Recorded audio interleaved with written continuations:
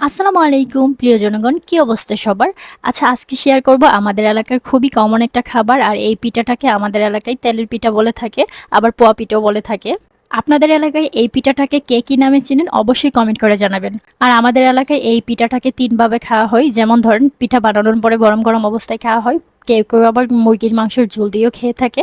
আবার কেউ কেউ পিঠাটা শক্ত হয়ে গেলে এরকম দুধ দিয়ে ভিজিয়ে খেয়ে থাকে। আর আজকে এই পিঠাগুলো দুধে ভিজানোর জন্য প্রথমে নিয়ে নিলাম 3টা পরিমাণ পিঠা, হাফ কেজি পরিমাণ দুধ এবং 4 চামচের মতো খেজুরের গুড়, সব ধরনের গরম মশলা। সবগুলো উপকরণ একসাথে দিয়ে চুলায় একটা ভালো করে দুধটা প্রথমে বলক কঠিয়ে নিয়েছিলাম, তারপরে দিয়ে দিয়েছিলাম পিঠাগুলা।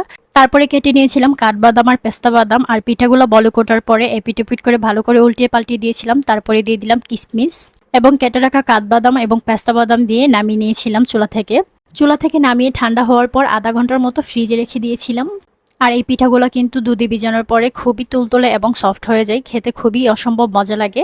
মেহমানদারিতে কিন্তু এই পিঠাটা ডেজার্ট হিসেবে রাখতে পারেন। আর যারা যারা এইভাবে তেলের পিঠা দুধে ভিজিয়ে খান নাই, একবার হলেও ট্রাই করবেন, আশা করছি খুবই ভালো লাগবে। Thanks for watching my video.